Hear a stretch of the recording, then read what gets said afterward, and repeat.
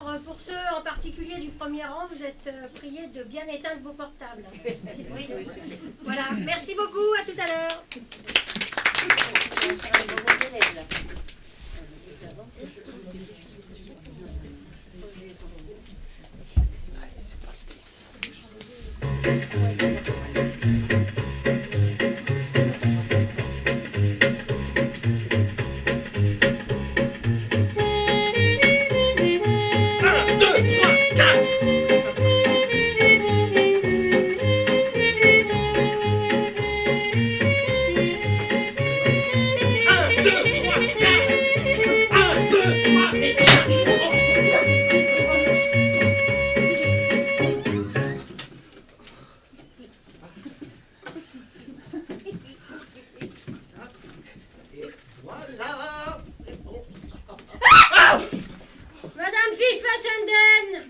Faites la montée tout de suite. Bien, monsieur.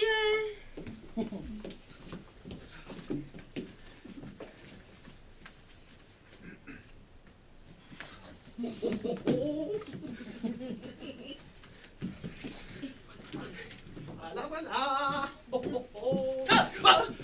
Êtes-vous Julius Sagamore, le propre à rien de neveu de feu mon avocat Pontifex Sagamore? Mais je ne me donne pas pour un propre à rien. Mais Pontifex Sagamore était mon oncle et je suis rentré d'Australie pour prendre sa suite dans les affaires que ses clients veulent bien me confier. J'ai entendu parler de vous. Mais ça n'a pas d'importance car mon affaire est très simple.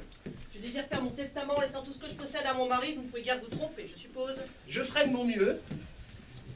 Asseyez-vous, je vous en prie. Non, je ne tiens pas en place. Je passerai quand je me sentirai fatigué. Comme vous voudrez. Alors, pour rédiger votre testament, il me faut savoir qui est votre mari.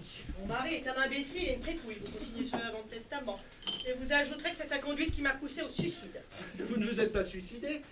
Je le ferai quand le testament sera signé. Ah oui, bien sûr, je suis bête. Et son nom? Son nom est Alastair Fitzpassenden. Oh, le champion de tennis amateur et boxeur poids lourd? Vous le connaissez? Nous nageons ensemble au club tous les matins. Cette connaissance nous fait guère honneur. Laissez-moi vous dire que lui et moi sommes de grands amis, Madame Fitzpassenden. Ne m'appelez pas de ce nom détestable.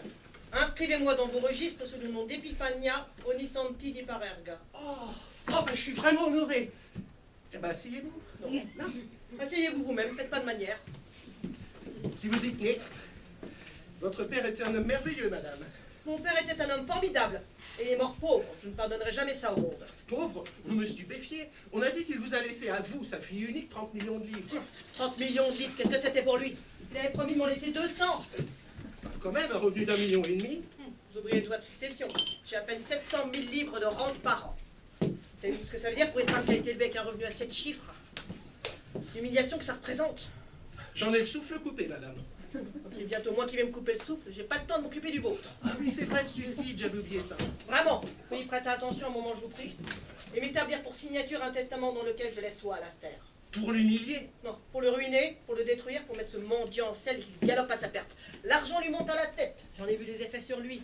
Moi aussi, j'ai vu ça, mais vous ne pouvez être sûr de rien, il épousera peut-être une femme raisonnable. Hein. C'est juste. Ajoutez comme condition à l'héritage que dans le mois qui suivra mon enterrement, il épousera une femme très ordinaire nommée Polly Batroué. Drôle de nom, elle. Son vrai nom est Patricia Smith, mais elle signe ses lettres à Alastair pour le Batroué pour insinuer, je suppose, qu'elle voudrait qu'il lui en achète une douzaine d'autres. Moi, j'aimerais bien connaître Polly. Et pourquoi donc, je vous prie? Si Alastair la préfère à vous, elle doit vraiment valoir le coup d'être connue. Je lui demanderai sûrement de me présenter. Vous n'avez guère de tact, Julius Sagamore. Cela n'aura plus d'importance quand vous aurez pris ceci. Qu'est-ce que c'est? Pour le suicide. Vous aurez assigné le registre du pharmacien pour le cyanure. Dites que c'est pour détruire un guêpe. L'acide tartrique est inoffensif, le pharmacien pensera que vous voulez faire de la limonade. Mettez l'un et l'autre séparément dans ce qu'il faut d'eau pour les dissoudre. Quand vous mélangerez les deux solutions, l'acide tartrique et le potassium se combineront pour donner du tartrate de potassium. Celui-ci, insoluble, précipitera au fond de l'eau et le liquide resté en surface sera l'acide cyanhydrique. Donc une seule gorgée suffira à vous foudroyer. Pah! Vous semblez considérer ma mort bien froidement, maître Sagamore. J'ai l'habitude. Voulez-vous dire que vous avez tellement de clients réduits au désespoir que vous tenez toujours une ordonnance à leur disposition? C'est ça. Et c'est infaillible. Sont-ils tous morts sans souffrir et sur le coup? Non, ils sont tous vivants. Vivants? L'ordonnance est une supercherie inoffensive. Non, c'est un poison mortel, mais ils le prennent pas. Mais pourquoi? Je sais pas, mais ils le font jamais. Ah, moi je le ferai, puis j'ai très répondu pour l'avoir donné. Moi je me contente de vous servir d'avocat. Hein. Vous dites que vous allez vous suicider, vous venez me demander conseil. Moi, je fais en sorte que vous puissiez mourir sans gaspiller trop de gaz ni vous jeter dans le serpentine. Je porterai au compte de vos exécuteurs testamentaires la somme de 8 shillings et 6 pence. Vous m'avez dit comment me tuer? Pas aujourd'hui, demain. Il faut quoi remettre ça à demain? Il peut se passer des choses amusantes ce soir. Vous êtes une brute, une bête sauvage et un porc. Ma vie n'est rien pour vous. Vous ne me demandez même pas ce qui m'a poussé à ça. Vous faites de l'argent avec la mort de vos clients. Exactement, votre mort amènera un tas d'affaires, à commencer par Alastair qui viendra ici pour régler votre situation. Ah, Dieu du ciel! Ne vous est-il jamais venu à l'esprit que lorsque la vie d'une femme est brisée, elle a besoin d'un peu de sympathie, donc d'une bouteille de poison? Il ne m'est pas possible d'avoir la sympathie pour le suicide. Je sais pas pourquoi, mais ça me dit rien. Mais s'il faut le faire, autant le faire rapidement et scientifiquement. Ah, vous ne me demandez même pas ce qu'Alastair m'a fait? Mais quand vous serez mort, s'il vous a fait, n'aura aucune importance. Ah, vous êtes un vrai fort, Julius Tagamore. Mais pourquoi vous tracassez à mon sujet? Cette ordonnance guérira tout. Ah, mon Dieu, votre ordonnance, tenez. C'est infaillible. Bon, alors, maintenant que vous avez la chaîne à vapeur, si vous vous asseyez. Ah, lorsqu'un cœur tourmenté hurle, vous appelez ça la chaîne à vapeur, vous? Bah oui, comment vous appelleriez ça? Ah, vous n'êtes pas un homme, vous êtes un rhinocéros et aussi un imbécile. Je suis qu'un avocat. Vous êtes un avocat véreux, vous m'insultez dans ma détresse, vous êtes un poisson à clame d'un cafard, vous entendez? Oui, j'entends, et je me réjouis du nombre de procès en diffamation que j'aurai à instruire pour vous si vous me faites l'honneur de me prendre pour avocat. Je ne me livre jamais à la diffamation. Mon père m'a très soigneusement appris ce qu'il en était de la loi en matière de diffamation. Si je vous traite de rhinocéros, je m'en tiens à l'insulte ordinaire. C'est la loi, ça oui ou non? Je sais pas, faudra que je garde mes livres de droit. Aïe! Pas la peine! Les avocats ne savent rien de la loi. Ils sont qu'à la pratiquer, comme ils disent. Mon père était un homme formidable. Je suis peut-être pas une femme formidable, mais je suis sa fille. Et en tant que telle, je suis une femme exceptionnelle. La loi, c'est moi que vous la tiendrez, mais faites ce que je vous dis de faire. Cela facilitera beaucoup les relations, madame. Et rappelez-vous ceci, je n'ai aucun sens de l'humour. Je ne veux pas que l'on se moque de moi. Il ne me viendrait pas l'idée de me moquer d'une cliente avec un revenu de 3/4 de million. Hein. Avez-vous le sens de l'humour? J'essaye d'y mettre un frein, mais j'ai bien peur d'en avoir un peu. Et de toute façon, vous le suscitez. Non! Alors je vous le dis de sang-froid, après avoir pesé très soigneusement mes mots, vous êtes une fripouille sans cœur. Mais madame, si je ris, je vous assure, ce n'est pas de votre malheur, mais de vous. Voulez-vous dire que je suis dans mon malheur un personnage si comique? Mais de quel malheur voulez-vous parler? Allez, asseyez-vous là. Allez. Vous semblez tellement tenir à faire à soi vos clients. Pour vous faire plaisir. Rachetez un sang! Je peux pas m'acheter sur une chasse à casser. Bah oui, c'est ça, riez, imbécile paysan! Oh non, ma plus belle chasse fichue! Oh, c'est vraiment pas de chance. Bon, alors, là, et maintenant, est-ce que vous pouvez vous asseoir le plus doucement possible et cesser de me traiter de tous les noms? Ensuite, si vous voulez, vous pourrez me dire ce qu'il y a au juste. Ça m'a pour ainsi dire calmé d'avoir cassé cette chaise. C'est comme si je vous avais cassé la figure, j'en avais envie. Ne restez pas là à me regarder de haut comme ça. La seule crainte de mon père était que je fasse un mariage idiot et que je perde de peu l'argent qu'il m'avait laissé. Les 30 millions, précisément. Oui, ben ne m'interrompez pas. Il me fit promettre qu'à chaque fois qu'un homme me demanderait un mariage, je devais mettre une condition à mon consentement. Ah, vraiment? Quelles conditions? Je devais lui donner 150 livres dans la condition que dans les 6 mois, il échange en 50 000. Je lui fis la promesse solennelle d'observer fidèlement cette condition. Promesse que vous avez violée, à ce que je vois. Mais comment ça a violé cette promesse? Vous avez épousé Alastair. Alastair est un excellent garçon, un des meilleurs dans son genre. Mais vous n'allez pas me faire croire qu'il a fait 50 000 livres en 6 mois avec un capital de 150. Il l'a fait? Enfin, tout sache qu'il était, mon père oubliait des fois les propos qu'il avait tenus. Il m'avait dit pourtant que 90% des milliardaires partis de zéro étaient des malfaiteurs. Alastair était cette sorte de malfaiteur. Oh non, pas un malfaiteur, ça ressemble pas à Alastair. Un imbécile, peut-être, en affaires, mais pas un malfaiteur. Non. Je lui dis la fait, il m'est revenu après 6 mois d'épreuve avec 50 000 livres en poche. Cet homme a une veine extraordinaire. Il gagne au tennis, il gagne à la boxe, il m'a gagné moi, la plus riche héritière d'Angleterre. Mais vous étiez consentante, sinon pourquoi lui auriez-vous donné 150 livres pour tenter sa chance? La boxe. La boxe? Oui. Sa façon de boxer me fascinait. Mon père m'avait fait enseigner le judo, il disait que les femmes pouvaient se défendre. Sport un peu violent pour une dame, non? Comment osez-vous appeler le judo un sport? C'est une religion. Très bien, ben, continuez votre récit et mettez-y le plus de ménagement possible. C'est la première fois que j'ai une cliente comme vous. Et la dernière? J'en doute pas. Bon alors dites-moi maintenant où Alastair intervient-il? Je l'ai vu remporter un championnat de poids lourd amateur. Il a un direct au plexus solaire qu'aucun autre boxeur ne peut encaisser. Et vous avez épousé un homme parce qu'il a un direct foudroyant au plexus solaire? Oui, bah il était beau garçon, hein. Je ne suis pas indifférente au sex appeal, loin de là. Ça va, c'est pas la peine de rentrer dans les détails. Ah bon, je le ferai si ça me plaît.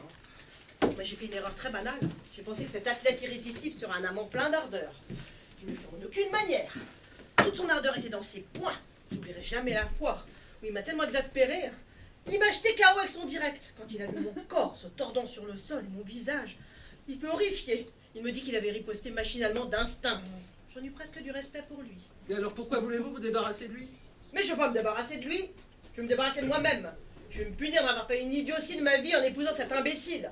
Moi, Epifania Onisanti di Parerga. Je me voyais comme la femme la plus merveilleuse d'Angleterre épousant l'homme le plus merveilleux. Il n'était qu'une oie se mariant à un lapin. Et maintenant, qu'est-ce qui me reste sinon la mort? Avec vos idioties, m'en allez dégoûter, je sais plus ce que je veux. Monsieur Fitzfassenden est en bas avec une dame, ils veulent vous voir. Cette femme, faites-les monter immédiatement. Mais je peux compter sur vous, vous vous maîtriserez? Bon, vous pouvez compter sur les points d'Alastair, faites-les monter. Faut que je jette un coup d'œil sur cette batrouée. Bon, bah, faites monter Monsieur Fitzfassenden et la dame. Hein. Bien, monsieur. Vous allez voir le genre de femme pour lequel il m'a abandonné, moi. Oh, je tiens plus, je m'attends à quelque chose d'extraordinaire. Vous ne serez pas stupide, attendez-vous à quelque chose d'extrêmement banal. Oh, Julius!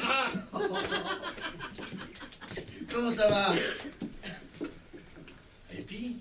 Mais qu'est-ce que vous faites là? Et pourquoi vous m'avez rien dit? Présentez la femme. Je m'appelle Patricia Smith, Madame Fitzfassenden. C'est pas comme ça que vous signez vos lettres à Alastair, je crois. Enfin, et puis vous n'allez pas commencer à faire un esclandre? C'est pas à vous que je parlais à cette femme. Vous n'avez pas le droit de l'appeler cette femme. Voyons, Ali, vous m'aviez promis. Promis? Comment vous êtes-il promis? Comment osez-vous lui promettre? Comment osez-vous lui faire promettre? Je ne permettrai pas qu'on insulte Pauline. Nous sommes égal, n'est-ce pas, mademoiselle Smith? Complètement égal. Ma sœur en fait tout. Ah, votre sœur! Vous êtes tout près de comparer votre sœur à moi? Oh, seulement quand elle est partie à fond. Mais ne faites pas attention à moi. Il n'y a rien de tel que de se laisser râler lorsqu'on est fait comme ça. Présentez-moi ce monsieur, Ali. J'oubliais. Maître Sagamore, mon avocat est un vieil ami, un bon copain, un poteau, quoi. Mademoiselle Smith. Alias Polyte Batroué. Ce n'est que mon surnom, Maître Sagamore. Le patronyme est Smith, comme disait mon très cher et sage vieux père. Ah, la fiche un persage, c'est le comble. Bien, asseyez-vous, mademoiselle Smith, voulez-vous? Mais qu'est-il arrivé à cette chaise? C'est moi qui lui suis arrivé, que ça vous serve d'avertissement. Maître Sagamore, voyez-vous, c'est comme ça. Alastair... Vous n'avez pas besoin d'expliquer. J'ai déjà tout expliqué à Maître Sagamore. Puis il veut y avoir la décence en ma présence d'appeler mon mari, Monsieur Bien sûr, Fitzfassenden. et puis si vous ne voulez laisser parler personne. Je vous empêche pas de parler, ni personne. Si vous avez quelque chose à dire vous-même, dites-le. Je suis désolée, mais ce nom est tellement long à dire. Dans mon petit groupe, chacun l'appelle Ali, tout court. Voilà. Vous entendez ça, Maître Sagamore? Ces gens de bas étage qui appellent mon mari Ali, de quel droit parle-t-il même de lui? Oh, nous savons que vous avez beaucoup de choses auxquelles vous devez vous résigner, mon chou. Mon chou? Mais c'est ainsi que le monde est fait. Ah, votre monde n'est pas le mien. Vous voyez, Maître Sagamore, j'ai fait entrer cet homme dans ce monde à moi. Ce monde que j'avais peuplé de héros et de saints. Ce qu'il était en réalité, je vous laisse juger. Ah, mais je n'en supporterai pas davantage. C'est ça! Frappez-moi! Montrez votre directive mécao! Montrez-lui comment vous traitez les femmes! Du calme, on s'assoit. Nom de Dieu. Ne vous laissez pas démonter, Ali. Je crois que vous feriez mieux de rentrer à la maison et me laisser m'expliquer avec elle. Ah! Voudriez-vous avoir la bonté de ne pas parler de moi en disant elle? Je ne suis pas un pronom, je suis Madame Fitzfassenden. Je suis désolée, mais ça m'écorche tellement la langue à dire votre nom. Maître Sagamore, ne croyez-vous pas que Ali devrait partir? Il n'y a rien de bon à se chamailler à cause de lui. De plus, il est épuisé. Il n'a presque pas dormi cette nuit. Comment le savez-vous, je vous prie? Peu importe, comment je le sais, je le sais. Mais c'était tout à fait innocent. Vous êtes allé chez elle. Oui, mais où est-ce que vous pouvez aller? Vous m'avez chassé de la maison comme une furie. Hein? Je suis allé là où je pouvais trouver paix et gentillesse. Chez Badou, c'est tant de police, chérie. Là. Non, j'ai aucun sens de l'humour, mais je trouve ça irrésistiblement drôle. Alors vous m'avez laissé moi pour aller dans les bras de Mademoiselle Batroué. Je vous dis, c'était tout à fait innocent. Était-il dans vos bras ou n'y était-il pas? Eh bien oui, naturellement qu'il y a été un moment. Mais pas de la manière dont vous voulez dire. Hein? Alors c'est un animal encore plus asexué que je le croyais.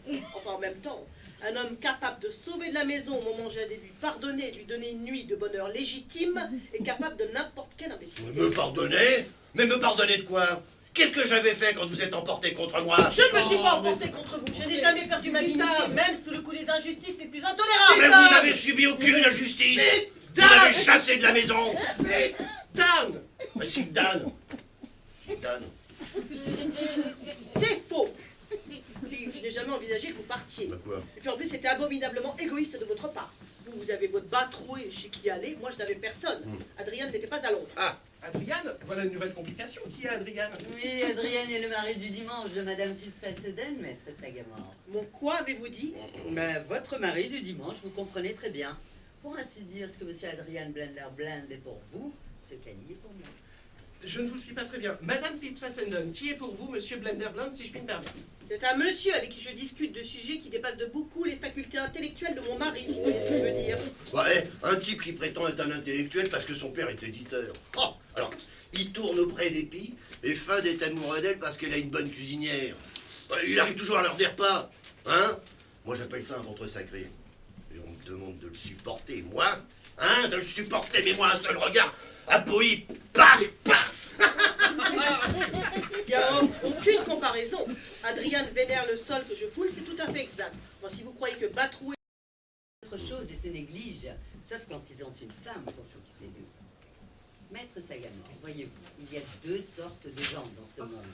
Les gens avec qui tout le monde peut vivre et les gens avec qui personne ne peut vivre.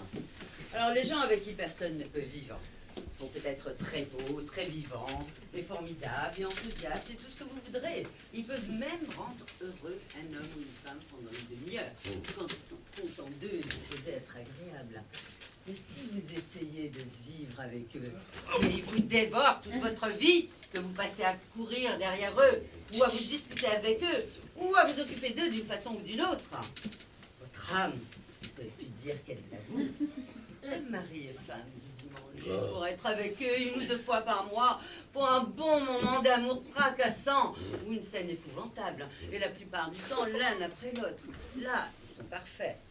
Mais comme compagnons de tous les jours, ils sont tout simplement impossibles. Ah, ainsi, je suis la femme du dimanche. Et vous êtes quoi, je vous prie? Eh bien, je suis la fée du logis, si vous voyez ce que je veux dire. C'est ça! Vous êtes la fée du léger, mon chou. Oh, vous êtes son paillasson, voilà ce que vous êtes. Si vous voulez garder la maison propre, les paillassons sont très utiles, ma chère. Monsieur Blenderblond, Adriane, comment a-t-il su que j'étais ici? je sais pas. Vous avez dit Blenderblond? Oui, j'ai dit Blenderblond. Vous pourriez peut-être me parler un peu plus, Madame Fitzfassenden. Est-ce lui le président directeur général des éditions Bon Marché Blenderblond? Non, c'est son père qui dirige l'affaire. Adrienne est au conseil d'administration, mais il n'a aucune compétence en affaires. Soyez quand même juste avec lui, et puis personne ne sait mieux organiser un dîner que lui à Londres. C'est ce qui lui vaut encore tenir le haut du projet en ville. J'attends. Merci. Je crois que j'en sais suffisamment sur lui. Je le fais monter? Tout à fait, je veux savoir ce qu'il vient faire ici. Bon, bah, faites monter Monsieur Blenderblond. Eh ben, c'est pas trop tôt, hein?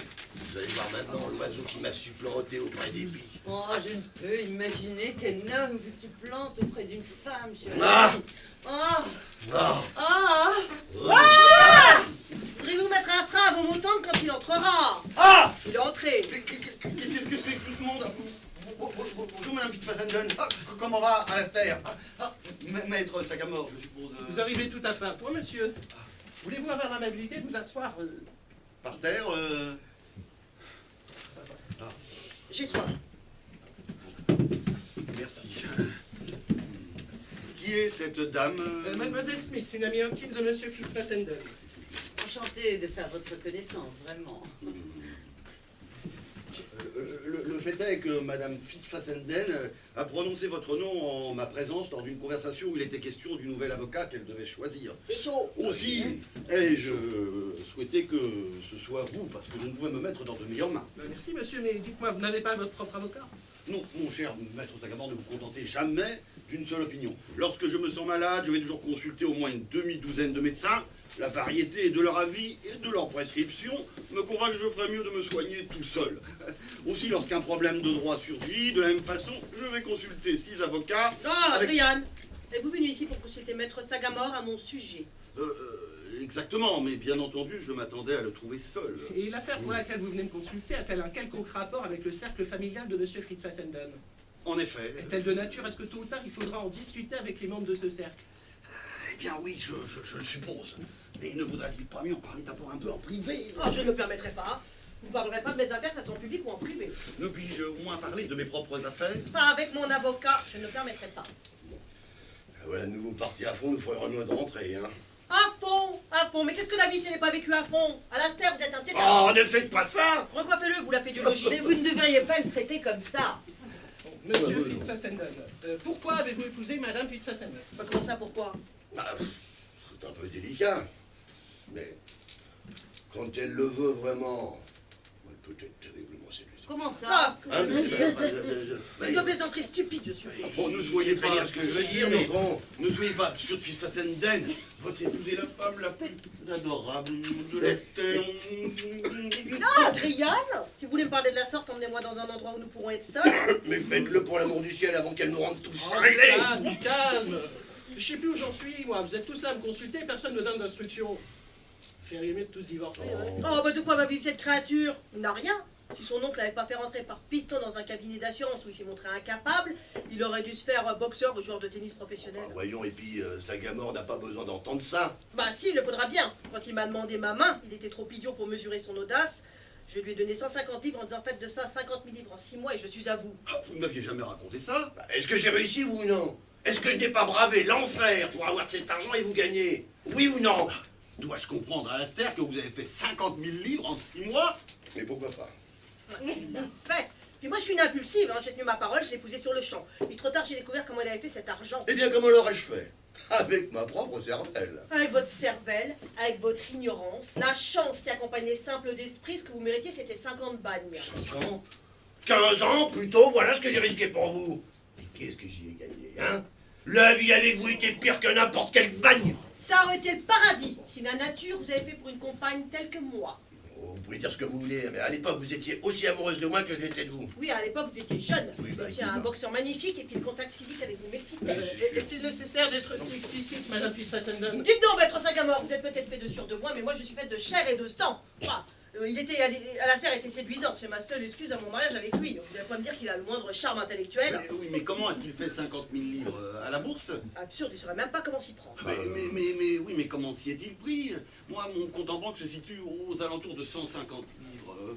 Oh, vous êtes si riche, Epiphania. Vous ne savez pas ce qu'un homme pour qui 100 livres est une somme considérable éprouve dans les bras d'une femme pour qui 1 million n'est que de l'argent de poche. Pas plus que vous savez ce qu'on éprouve lorsqu'on a un homme dans les bras et qu'on sait qu'on peut l'acheter 20 fois de suite sans jamais rater le marché. Si je vous donne mes 150 livres, les investirez-vous pour moi? Inutile, Adriane, vous n'y comprenez rien. Je vous donnerai tout ce qu'il vous faut. Ah, mais non, sûrement pas. Je perdrai le respect de moi-même, hein. Je préfère ce luxe de pauvre qui consiste à vous offrir vos fleurs, vos taxis, vos places de théâtre et vos déjeuners au Ritz et aussi à vous prêter toutes ces petites sommes dont vous avez besoin lorsque nous sommes ensemble.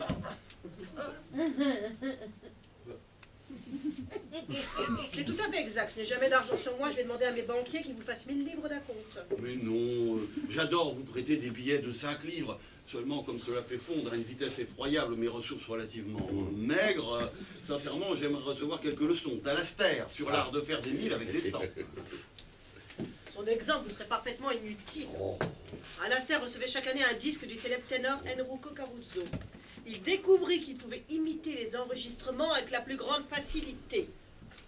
Le premier usage qui fut de mon argent, ce fut de donner 50 livres à un directeur d'une troupe d'opéra miteuse pour qu'il le laisse jouer dans un des rôles. Celui qui m'a demandé de l'entendre chanter. Je peux chanter plus fort que Caruso. Oui, bon, la vérité, mon cher, c'est que même si vous avez une voix stupéfiante, vous n'avez pas d'oreille. Vous chantez toujours un quart de ton trop haut ou trop bas, ça dépend. Parfois. Le public sifflait et huait. Hein. J'en étais à me rouler par terre dans ma loge. Puis finalement, le chœur vous entraîneur de la scène, le ténor attitré a terminé la représentation. Et puis, on a découvert que le directeur était parti avec mes 50 livres. Il a fallu que je les revoie tous chez eux et que je les paye. Oh oui, enfin, c'était un complot. Hein, je peux chanter plus fort que n'importe quel ténor professionnel. Je peux chanter plus haut. La vérité, mon cher, c'est que quand le monde entier y prend part, vous ne pouvez pas résister à un complot. Bon, tout ça n'explique pas comment Alastair a fait les 50 000 livres. Alors comment? Je laisse raconter lui-même cette histoire, je crois qu'il en est fier. La foi, ça n'a pas trop mal tourné, mais c'est de justesse.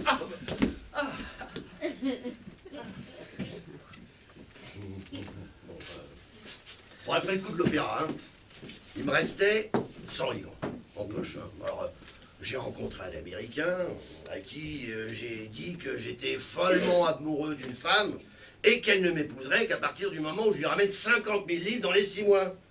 Et que je n'avais que 100 livres, en tout et pour tout. Alors, l'Américain a bondi et m'a dit, mon vieux, si vous avez 100 livres en poche, vous pouvez ouvrir un compte banque et avoir un carnet de chèques. Alors, j'ai dit, moi, quoi bon avoir un carnet de chèques? Moi, je ne comprends rien. Alors, il a arrondi, il a dit, on est associés 50-50. Alors j'ai dit, qu'est-ce que j'aurais pu dire d'autre, hein? Alors, on s'y est mis le soir même. déposé l'argent à la banque. On a reçu un carnet de 100 chèques. Nous avons trouvé un théâtre, nous avons trouvé une distribution de premier ordre. Enfin, nous ne demandions jamais le prix de rien, mais et nous nous enfoncions dans des dépenses de milliers et de milliers de livres. Oui, mais comment avez-vous payé tout ça alors? Ben, avec mes chèques. Ne vous ai-je pas dit que nous avions un carnet de chèques? Oui, mais quand les 100 livres ont été dépensés, les chèques ont dû être refusés. Mais pas un seul. Eh oui, parce que nous les avons tous tirés à découvert. Je ne comprends pas. Tirer à découvert, qu'est-ce que ça veut Bah, dire? tir à découvert, C'est très simple. c'est- Vous réglez Allez-y. quelque chose par chèque, juste après l'heure de la fermeture des banques. Disons que le chèque est de 100 livres, vous n'avez pas un penny en banque, vous devez alors persuader un ami ou un directeur d'hôtel de vous échanger contre du liquide un autre chèque de 100 livres, ce qui approvisionne le chèque précédent. Mais cela vous oblige, sous peine de 18 mois de travaux forcés, à de convaincre un autre directeur d'hôtel ou un autre ami de vous faire un chèque de 200 livres. Et ainsi, vous pouvez dépenser et tirer à découvert jusqu'à des centaines et des milliers de livres, tout en risquant de 4 mois à 18 ans de prison. Ah ouais, mais enfin, si vous croyez que c'était facile, vous avez qu'à essayer vous-même, hein. Tenez, parfois j'en rêve la nuit. Et c'est mon pire cauchemar. Tenez, l'Américain et moi n'avions jamais vu cette pièce. Jamais vu ce théâtre. Nous étions tout le temps là à signer des chèques à découvert. Ah, bref, ça n'a plus eu d'importance quand l'argent a commencé à rentrer. Oh, ciel, comme il rentrait. L'argent rentrait à flot. Ça m'a monté à la tête, vous savez, hein. Comme un alcool, hein. Ça a monté à la tête de l'Américain. Ça a monté à la tête des amis de l'Américain. Enfin, ils sont mis à racheter toutes sortes de droits. Des droits dont j'ignorais l'existence, hein. Les droits de distribution, etc. Enfin, bref, hein. Ils se sont mis à les revendre. Alors, l'Américain les a tous rachetés pour 500 000 livres. Et les a revendus à un consortium américain pour 1 million. Et moi, ce que je voulais, c'était mes 50 000 livres. Alors, j'ai filé, hein, et je suis revenu fièrement demander la main des pieds. Ah, elle a trouvé que j'étais formidable, hein. Oh, j'étais formidable, hein. L'argent m'avait rendu différent. Enfin, croyez-le ou non, hein, mes chapeaux étaient vraiment bien trop petits pour moi, hein. C'est tout à fait exact. Cette créature n'était pas habituée Ah, non. à l'argent, ça l'avait transfiguré. Mais tout à l'heure, quand j'ai suggéré le divorce, il vous avait demandé de quoi il allait vivre. Non, Qu'est-il il a- advenu des 50 000 livres? Mais il a tout perdu en 3 semaines, il a acheté un cirque avec. Il a fallu que j'intervienne, il s'apprêtait à s'enfuir, à lâcher les pauvres en liberté. Ah oui, mais l'éléphant, il avait attrapé la grippe. En tout cas, résultat, au lieu d'un gain de 50 000 livres, j'ai fait une perte de 481 livres. Et maintenant, il a l'audace de demander le divorce. Ah non, je ne le demande pas, c'est Sagamore qui le préconise. Si vous voulez, étant votre mari, je jouis d'une grande notoriété en ville.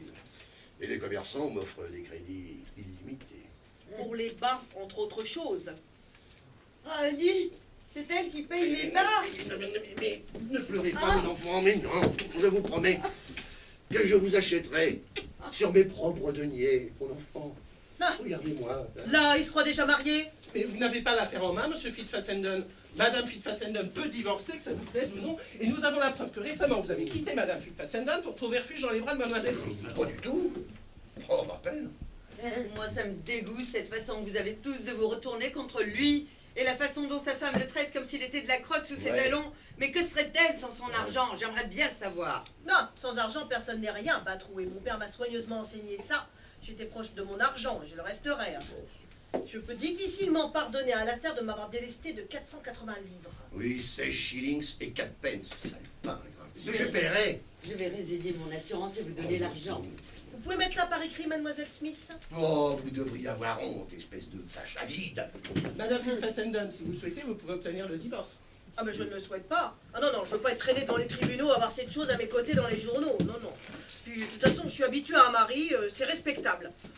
C'est pratique. Et puis je compte pas divorcer, enfin au moins tant que je trouve pas un prétendant dont je veuille. Moi. Vraiment. Mais vous ne pouvez pas divorcer sans qu'il y consente. Alastair a été le premier homme que j'ai aimé, mais il sera pas le dernier. Quelle heure est-il? Il est 12h10. Bon, j'ai raté ma leçon. Votre leçon. Le pancrace. Gare à la riposte la prochaine fois que ça donnera votre sport favori qui est de battre les femmes. Qu'est-ce que j'étais venu faire ici? Me donner des instructions au sujet de votre testament. Ouais, bah j'ai changé d'avis au niveau de mon testament. Je vais essayer d'oublier que vous avez tenté de me tuer. Bon, combien je vous dois pour cette consultation? 13 shillings et 4 pence, s'il vous plaît. Adrien, donnez-moi 13 shillings et 4 fêtes. Envoyez en même temps une sommation de comparaître devant le tribunal d'instance, Sagamore, hein. Sinon vous pourrez toujours courir après votre argent. Bien sûr, j'attends toujours avoir une sommation à comparaître. Vous n'avez Ah. qu'à devenir mon avocat de famille, vous mettra sur ma note à la fin de l'année. Bon, maître Sagamore. Batroué, prenez bien soin d'Alastair pour moi. Adrian, vous venez, nous allons déjeuner à la campagne. Au fait, monsieur Blunderbaum, pourquoi étiez-vous venu me voir? J'ai complètement oublié, je comprends plus rien.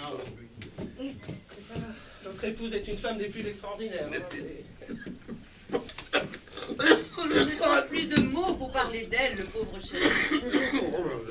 Mais et vous, pourquoi vous étiez-vous venu me consulter, monsieur? Ah bah moi je sais plus, hein. Moi je sais plus. Mais Moi 5 minutes avec Epi, je ne sais plus si je suis sur la tête ou sur les pieds. Mais c'est au sujet d'une séparation. Une Ressaisissez-vous, séparation, une je- séparation, mais autant essayer de se séparer d'une tornade. Ne vous égarez pas, Ali. Dites à maître Sagamore quel genre de malheureux vous êtes. Oui, bah enfin c'est les gens, ces gens, hein, ces gens, hein, qui ont eu les yeux plus gros que le ventre, hein. Bon ben, ces types ordinaires qui ont épousé des femmes extraordinaires. Ou à l'inverse, ces femmes ordinaires ou extraordinaires qui ont épousé des hommes extraordinaires. Hein. Ils pensaient tous que c'était un bon parti. Hein. Croyez-moi, Sagamore.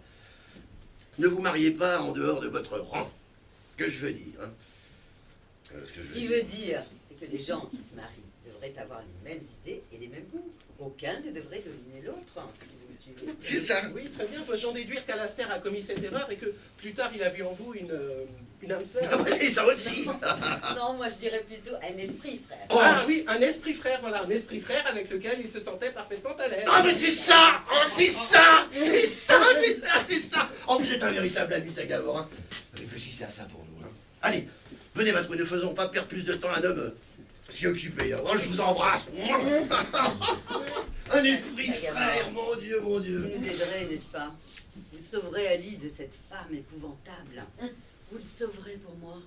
Je crains de savoir exercer mon autorité sur elle, mademoiselle Smith, mais le pire c'est que je crains qu'elle sache exercer son autorité sur moi. Mais je ne peux pas me permettre de perdre une cliente aussi riche. Mais ne la craignez pas, maître Sagamore. Elle a le génie de faire de l'argent. Elle tient cette famille, l'argent vient à elle. Mais j'ai moi aussi ma petite part de génie. Ah oui? Et quelle est votre petite part de génie, mademoiselle Smith, si je puis me permettre? Celle de rendre les gens heureux. Ah oui? Les gens malheureux viennent à moi comme l'argent vient à elle. Ah oui. Et je peine à croire que votre volonté soit plus forte que la sienne, Non, mademoiselle elle ne Smith. l'est pas, maître Sagamore. Mais en un sens, j'obtiens toujours ce que je veux. Ah oui? Vous verrez. Vous verrez. Matrouille, venez donc. Oh, maître Sagamore. Vous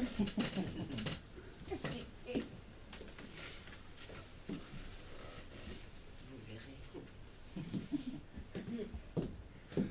J'attends de voir.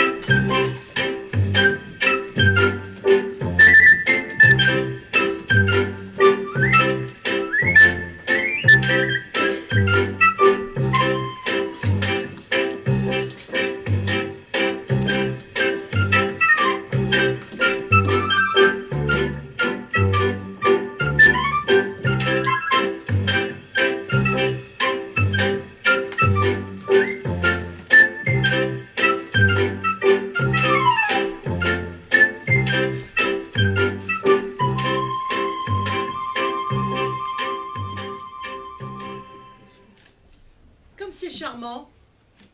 Je dois être un homme fort attirant. Vraiment, c'est pas que je le conteste, mais quel rapport avec ce que je viens de dire? Vous avez dit comme c'est charmant, moi je regarde autour de moi dans cette vieille auberge crasseuse qui essaie de se faire passer pour un hôtel au bord de l'eau.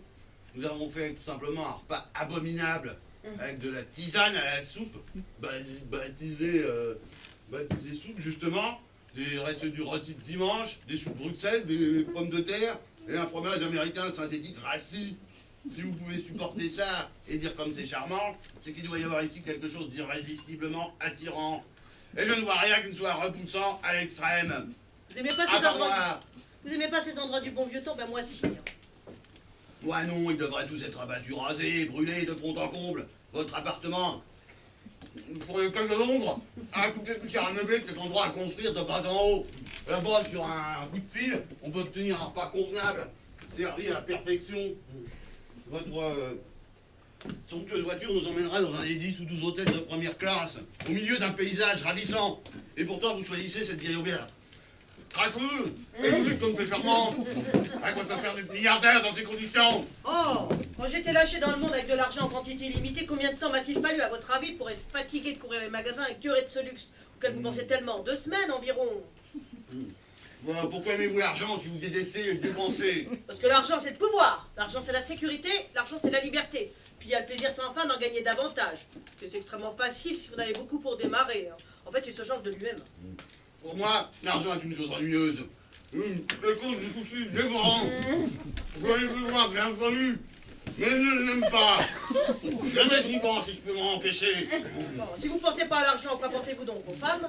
Eh bien oui, mais pas exclusivement. Parce que vous allez manger. Là, je suis pas du genre de...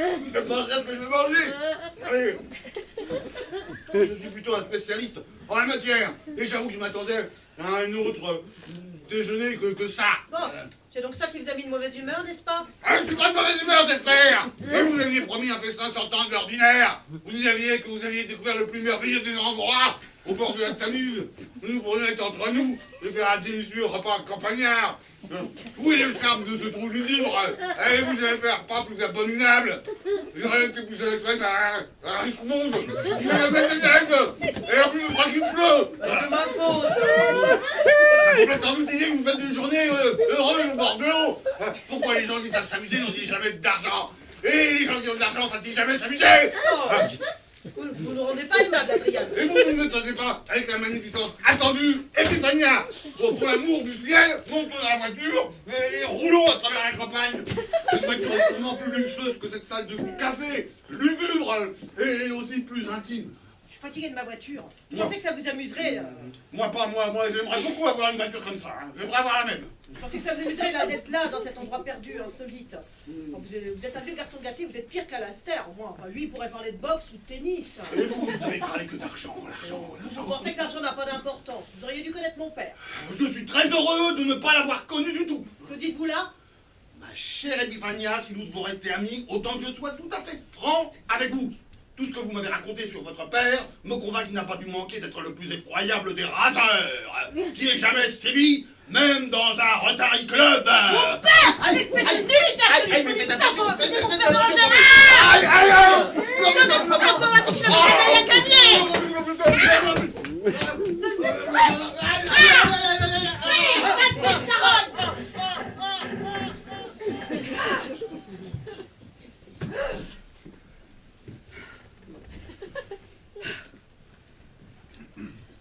Espèce de brute! On m'avait tué!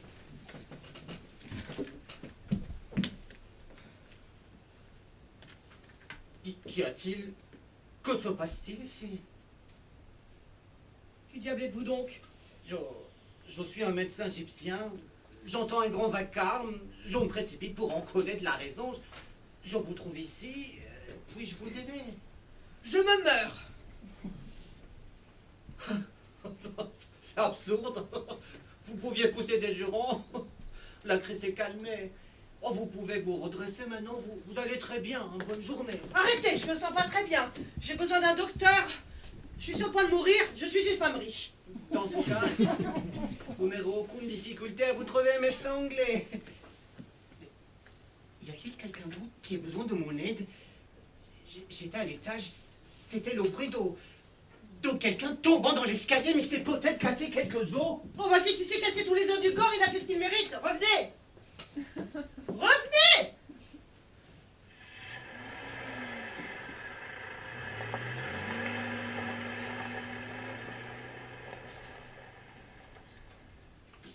Revenez.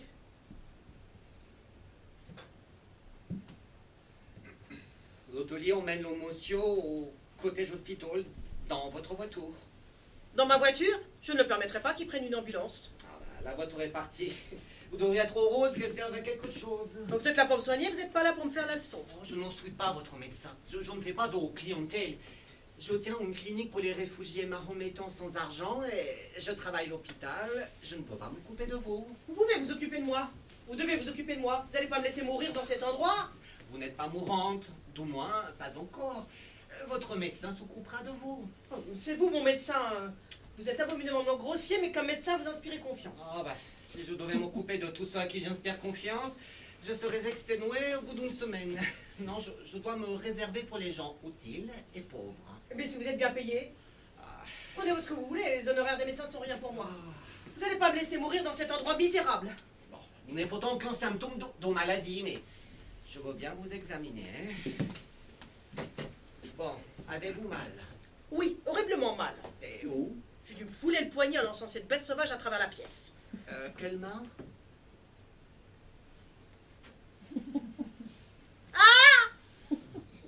Non. Ah oui. Aïe. Absolument rien. Donc en savez-vous, c'est ma main, pas la vôtre. Si votre poignet était foulé, vous hurleriez en faire s'écrouler la maison. Vous simulez, mentez. Et pourquoi? Est-ce pour vous rendre intéressante? Me rendre intéressante? Mais mon cher, je suis intéressante. Médicalement parlant, pas le moins du monde. Mais êtes-vous intéressante sur quelque autre plan? Je suis la femme la plus intéressante d'Angleterre. Je suis Epiphania Onisanti di Parerga. Je n'ai entendu parler.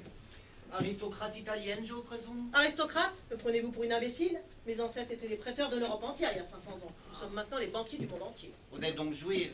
Non, chrétienne jusqu'à la dernière 200. Même le plus imbécile d'Edi Parerga peut supplanter le plus malin des juifs quand il s'agit d'argent. Nous sommes la seule véritable aristocratie du monde. L'aristocratie de l'argent. La plutocratie en réalité. Si vous voulez, je suis une plutocrate d'entre les plutocrates. Eh bien, voilà une maladie pour laquelle je ne donne aucun traitement. Le seul remède connu est une révolution. Et encore, le taux de mortalité est élevé. Et parfois, quand c'est pas la bonne révolution, ça aggrave la maladie. Je ne peux rien faire pour vous. Je dois retourner à mon travail. Bonne Mais journée. c'est votre travail. Qu'avez-vous d'autre à faire? Il y a beaucoup d'autres choses à faire en ce monde que de s'occuper de riches malades imaginés. Et si vous êtes bien payé? Je gagne le pot d'argent dont j'ai besoin en travaillant à ce que je vous estimez le plus important. Ah, alors vous êtes un imbécile ou un bolchevique? Je ne suis rien qu'un serviteur d'Allah. Non, pas. Vous êtes mon médecin, vous entendez? Vous devez vous occuper de moi. Et en plus, ma voiture est partie. Votre voiture va revenir tout de suite. Attendez que mon chauffeur revienne. Eh bien, je l'entends. Il est revenant. Oh, nom de Dieu, vous pouvez pas attendre qu'il ait bu son thé et fumé sa cigarette. Puis vous pouvez pas le laisser pour une fois au diable votre fichu travail. Passer un après-midi au bord de la Tamise avec une femme intéressante et attirante. Pour moi, les femmes ne sont ni intéressantes ni attirantes, sauf quand elles sont malades. Je les connais trop bien dans l'intérieur et dans l'extérieur. Et vous êtes en parfaite santé. Non, c'est faux, personne n'a jamais été en parfaite santé, personne ne le sera. Ça, c'est vrai. Vous devez avoir une certaine forme d'intelligence. Tenez, ça me rappelle quand j'ai débuté en tant que jeune chirurgien, avoir tué plusieurs de mes patients durant mes opérations. Parce qu'on m'avait appris qu'il fallait continuer à découper jusqu'à ce qu'il ne reste que des tissus parfaitement sains. Comme des tissus parfaitement sains, il n'y en a pas, j'aurais entièrement découpé tous mes malades si l'infirmière ne m'avait pas arrêté avant. Ils sont tous morts après avoir quitté l'hôpital, mais comme ils en étaient sortis vivants, je peux au moins m'attribuer une opération réussie. Bon. Êtes-vous marié? Oui, mais mon mari m'est ouvertement infidèle. Je peux divorcer si c'est nécessaire. Et l'homme que vous avez jeté en bas des escaliers, qui était-ce? On ne jette pas un mari en bas des escaliers. Vous faisait-il la cour? Non, il a grossièrement insulté la mémoire de mon père parce que son déjeuner ici l'avait déçu. Quand je pense à mon père, tous les hommes me semblent de la vulgaire camelote. Enfin, vous n'êtes pas un homme ordinaire. J'aimerais bien vous connaître davantage. Nos fixations au père, n'est-ce pas, et un excès d'argent? Rien que 30 misérables millions. Ah, nos curiosités psychologiques, je vais y réfléchir. Y réfléchir? Vous allez vous sentir honoré, flatté, ravi. Je vois. Énorme confiance en soi, audace irresponsable, égotisme insensé, à première vue asexuel. Asexué? Ah, je vous ai dit que j'étais asexué. Oh, vous parlez comme si vous étiez un homme. Un homme pour vous n'a rien de mystérieux, rien de particulier, rien de sacré, Un homme n'est pour vous qu'un mâle de votre espèce. De mon espèce. Vraiment, non, les hommes sont d'une espèce différente et très inférieure. Une conversation de 5 minutes avec mon mari vous convaincra que lui et moi, nous ne sommes pas de la même espèce. Enfin, il y a quelques hommes extraordinaires comme mon père. Et quelques médecins extraordinaires comme vous. Merci. Et que dit de vous, votre médecin habituel? Je n'ai pas de médecin habituel. N'ayez pas peur de me faire partout des meurtrissures avec votre stéthoscope, si c'est ce qui vous fait peur. Vous voyez, j'ai des poumons de baleine, Oui. un estomac d'autruche et une pendule dans le ventre. Quand je veux quelque chose, j'en perds si complètement la tête que je l'obtiens toujours. Que voulez-vous le plus souvent?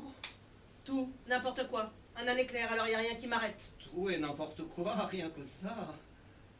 Il y a 5 minutes, je vous voulais, maintenant, je vous ai. Alors, vous ne pouvez pas bluffer un médecin. Vous pouvez très bien vouloir le soleil, la lune et les étoiles, mais vous ne pourrez jamais les avoir. C'est pour ça que je prends bien soin de ne pas les vouloir. Je ne veux que ce que je peux avoir. Ah bien, intelligence pratique. Et que voulez-vous à présent, ici par exemple? Ça, c'est le diable. Qu'est-ce qu'on peut vouloir à part davantage d'argent? Pas davantage d'hommes? Davantage d'Alaster? Davantage de Blanderblande? Non, on peut facilement s'en passer. Non, ce que je veux maintenant, Oui. c'est un canot automobile. Il n'y a pas que ça dans ce petit pays. Demandez à l'hôtelier d'arrêter le premier qui passe. Et personne ne voudra vendre son bateau comme ça. Avez-vous jamais essayé? Non. Moi, si. Quand je veux une voiture ou un canot moteur, je l'achète immédiatement. Personne ne refuse un billet de 200 livres qu'on lui présente. On sait qu'une occasion pareille ne se représentera pas. Vous êtes psychologue, c'est très intéressant. Je sais acheter et vendre, si c'est ce que vous voulez dire. C'est comme ça que les bons psychologues gagnent de l'argent. En avez-vous gagné? Non, je ne m'intéresse pas à l'argent, je m'intéresse au savoir. Le savoir ne sert à rien sans l'argent.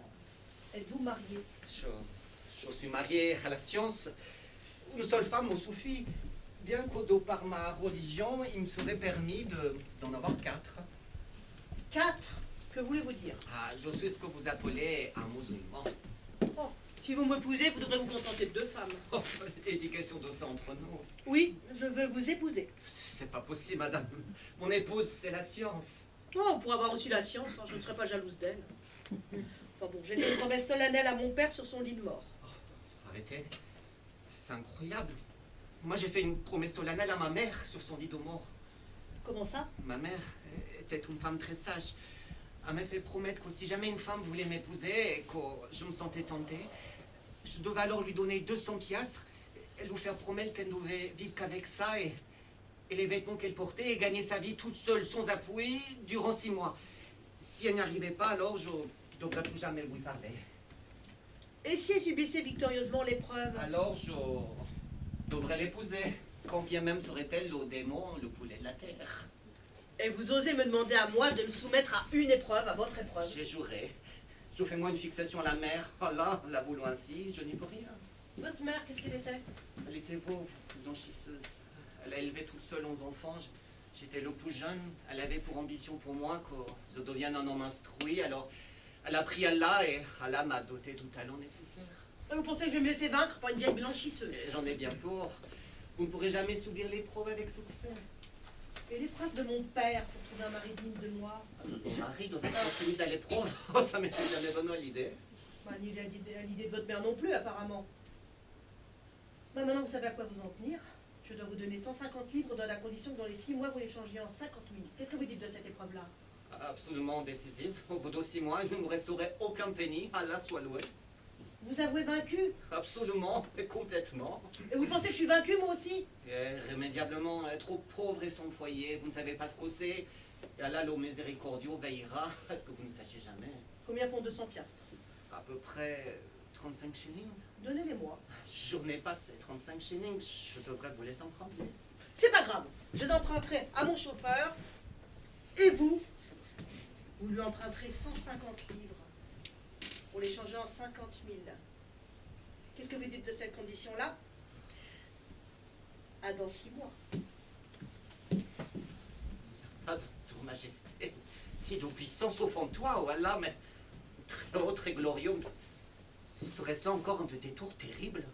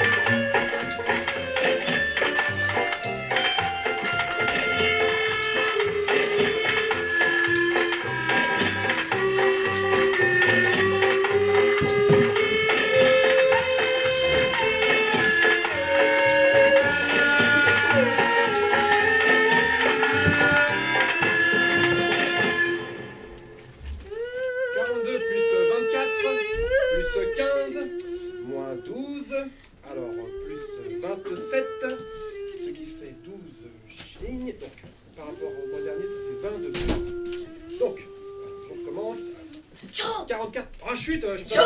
Chut, je suis en train de... Mais Joe! Hé, oh, oh, oh. Qu'est-ce que vous voulez? Qu'est-ce que vous venez faire ici? Je voudrais du travail. Une femme m'a dit que j'en trouverais ici, je suis sans ressources. Ça veut dire fourrer votre nez dans des endroits qui ne vous regardent pas. C'est pas le moyen de trouver du travail. Alors sortez, ici on n'a pas de femmes. Mais j'ai vu 6 femmes là-dedans, qui les emploie? Qu'est-ce que c'est que cette façon de parler? Vous ne croyez pas rien? Pour qui me prenez-vous? Pour un verre de terre. Prenez garde! Vous pouvez tirer, je vais me servir de mes poings si nécessaire. Prends garde, Joe, regarde ses chaussures, c'est une inspectrice. Je ne suis pas inspectrice, qu'est-ce qu'elles ont mes chaussures, je vous prie? Eh bien, madame, une femme qui cherche du travail à 2 pence et demie de l'heure, est-ce qu'elle pourrait se payer une paire de chaussures aussi chic que ça? Et puis, on n'emploie pas de femmes, ici, on n'est que des gardiens. Mais j'ai vu 6 femmes. Où ça? Pas un chat. Fouillez tout foutu sous-sol. Il y a l'odeur. Vous leur avez fait signe de se cacher. Vous enfreignez la loi. Donnez-moi du travail, je vous envoie une carte postale au ministère de l'Intérieur. Je fais quoi? Négocie. Voyons madame, est-ce qu'on ne peut pas arranger ça? Qu'est-ce que vous gagnerez à me causer des ennuis et à me faire fermer ma petite boutique? Qu'est-ce que je gagnerais à ne rien dire? 2. Une? Non, je t'ai dit 2. Eh bien, une demi-couronne par semaine, est-ce que... Ça irait? Je ne peux pas vivre avec une demi-couronne par semaine. Vous le pourrez si vous regardez autour de vous, il y en a d'autres, vous savez. Oh, donnez-moi l'adresse de ces autres. Si je dois vivre de chantage, il me faut étendre ma clientèle. Eh ben, donne. Eh bien, si je dois payer, je vois pas pourquoi les autres n'en feraient pas autant. Est-ce que vous acceptez une demi-couronne? Regardez-moi ça, écoutez-moi ça. Elle est à vous. Et une autre tous les mercredis, si vous n'amenez pas l'inspecteur. Hein? C'est inutile de me faire teinter des demi-couronnes, j'y suis habituée. Je suis convaincue que si j'insiste, vous paierez 5 shillings.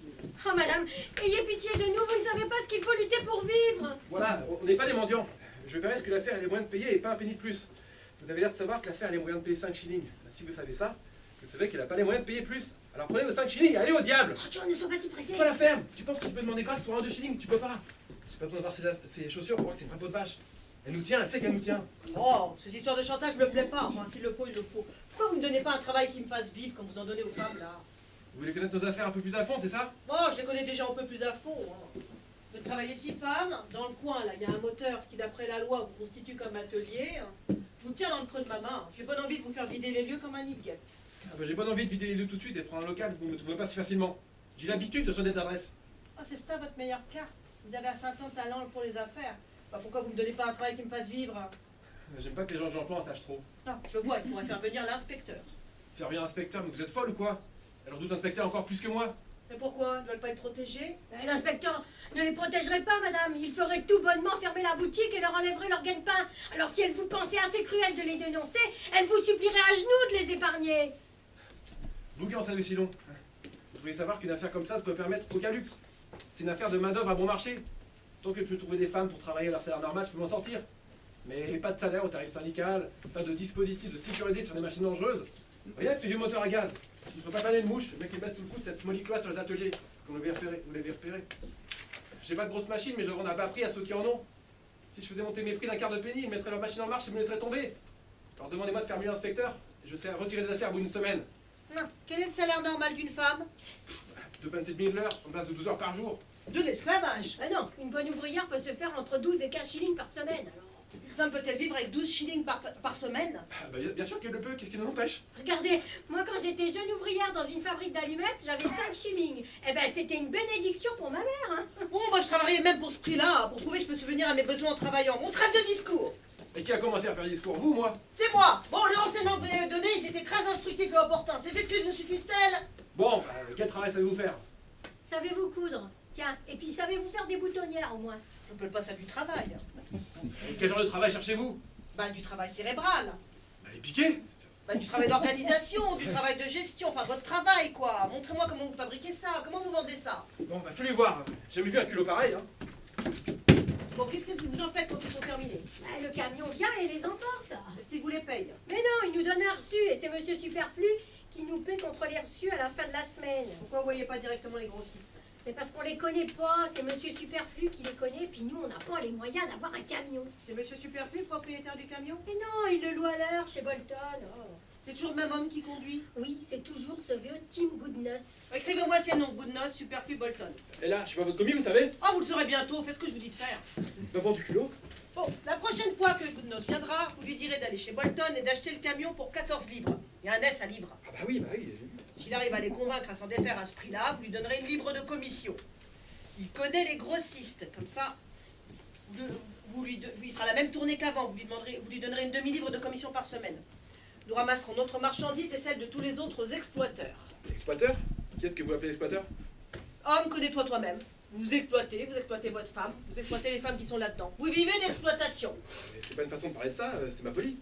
Je Ah, travaille à oui. des personnes qui peuvent pas en trouver toutes seules, hein. Ah, vous êtes chatouillé là-dessus? Bah pas moi. Moi j'ai exploité Monsieur Superflu, au lieu qu'il continue d'exister, je vais exploiter Monsieur Bolton au lieu de laisser le Superflu d'exploiter. Ah, Ah, voyez-vous ça? C'est à vous, à moi que cette affaire appartient. nous verrons. Oserez-vous acheter le camion? D'où va venir l'argent? Bah, d'où vient l'argent? De la banque? Il faut d'abord vous les mettiez, non? Non, pas la peine, d'autres le mettent pour nous, et on nous le prête si on pense qu'on peut donner de l'extension à notre affaire. Joe, ne confie pas ton argent à une banque. Il ne sort jamais rien de bon des banques pour des gens comme nous. Et puis ne te laisse pas tenter par elle. Quand avez-vous eu des vacances pour la dernière fois? La dernière fois qu'on a eu des vacances, c'était pour l'armistice il y a 18 ans. Ah, pour avoir un jour de vacances dans toute votre existence, il aura fallu une guerre mondiale et la mort de 20 millions de vos semblables. On peut vous offrir mieux que ça. Bon, madame, soyez gentille, on ne comprend pas ce genre de langage. Alors, vous prenez notre petit cadeau et vous partez maintenant. C'est Tim pour les vêtements. Asseyez-vous, je vais traiter avec Tim. Joe, ne la laisse pas se mêler de nos affaires.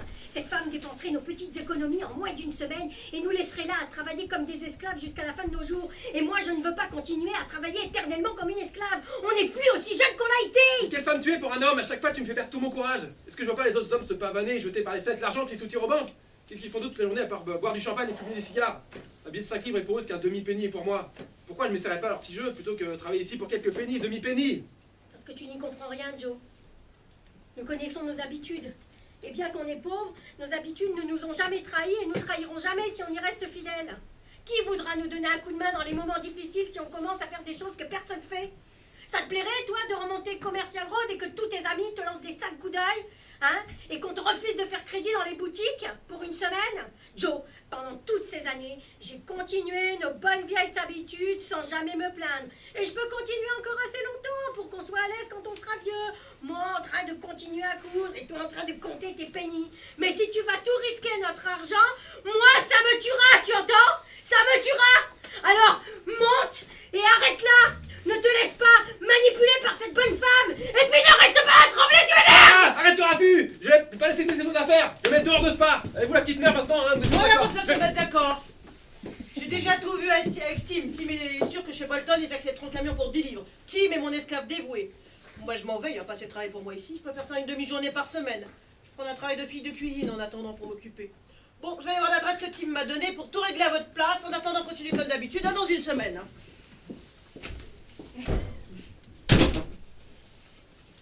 J'ai l'impression que c'est comme un rêve. Qu'est-ce que je pouvais faire? Fais ce qu'elle dit! Fais ce qu'elle dit! On est comme des enfants, alors fais ce qu'elle dit!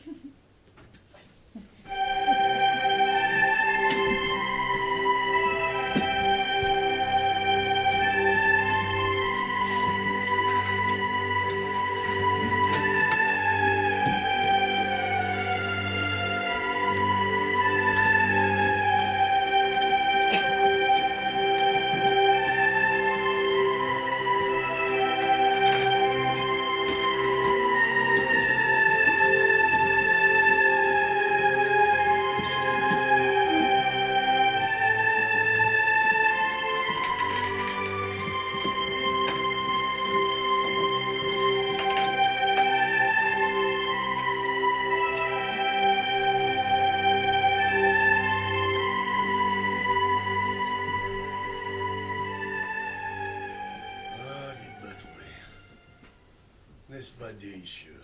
Oui, chérie, c'est ravissant. Allez-vous un petit week-end au bord de la Tamise. Une bonne partie de canotage le matin, pour se donner bonne forme et bon appétit. Un bon déjeuner, et puis une bonne partie de pareil. Oh, Ali, vous Que ramez... peut-on rêver de plus au monde? Oh, Ali, vous ramez si magnifiquement. J'adore vous voir manier l'avion. Et la perche aussi. Vous avez si belle allure debout sur la barge. C'est qu'il y a ce calme béni. Vous êtes si calme. Jamais je ne crains que vous fassiez un esclandre pour rien. Hein? Le fleuve est si paisible. Oh là là, quand je pense aux chutes du Niagara. que je devais passer 3 fois ou 4 fois par jour. Hein? J'en sais plus. C'est pas la maison c'est ici. Ah oui, vous avez raison. Bien que ce ne soit qu'un hôtel, c'est comme ça que la maison devrait être. Eh bien, que demander de plus qu'un bon hôtel? Tout le ménage fait à notre place. Oh, oui. Pas d'ennui avec les domestiques, ni charges, ni impôts. Je n'ai jamais été aussi tranquille qu'à l'hôtel. Mais un homme ne voit peut-être pas les choses de la même façon. Bonjour, monsieur. J'espère que vous trouverez tout ici à votre goût. Mais très bien, merci, mais quand même. Bon, qu'avez-vous fait de cette vieille auberge dont je suis venu la dernière fois, il y a 1 an? C'était un vieux café banal qui s'appelait le cochon qui... C'était encore comme ça il y a très peu de temps, monsieur. C'est mon père qui tenait le vieux cochon qui siffle, et avant lui, ses ancêtres depuis le règne de Guillaume le Conquérant. Nestor! Table! Je vous assure que mes ancêtres n'avaient pas une piètre opinion d'eux-mêmes. C'étaient des hommes sans éducation, mais ils ont causé la ruine de la vieille auberge. Elle ne battait plus que d'une aile lorsqu'on l'avait connue, monsieur, et j'en avais honte. Eh bien, aujourd'hui, vous en avez fait une affaire de premier ordre. Ça n'a pas été de mon fait, monsieur, je n'en suis que le directeur. Si je vous racontais cette histoire tellement romanesque, vous auriez peine à y croire, mais il ne faut pas que je puisse vous déranger avec tout mon bavardage. Si je peux faire quoi que ce soit pour vous mettre à l'aise, n'hésitez pas à me le faire savoir. Mais si, c'est les romanesques, cette histoire du vieux cochon, j'aimerais bien la connaître. Si vous avez le temps, bien sûr. À votre service, madame. Bah, allez-y, mon vieux, allez. Nestor! Joyce! Alors, un jour, une femme s'est présentée ici pour demander une place en tant que fille de cuisine. Mon pauvre vieux père n'a pas pu la refuser. Nestor! Allez! Bon. Nestor est un petit peu allemand. Oui, et surtout il est très sourd. Voilà. Alors donc mon pauvre vieux père n'a pas pu la refuser, donc il a pris à l'essai pendant 1 ou 2 jours. Elle s'est mise à l'essai. Ça va? Elle a lavé 2 assiettes, elle en a cassé 6.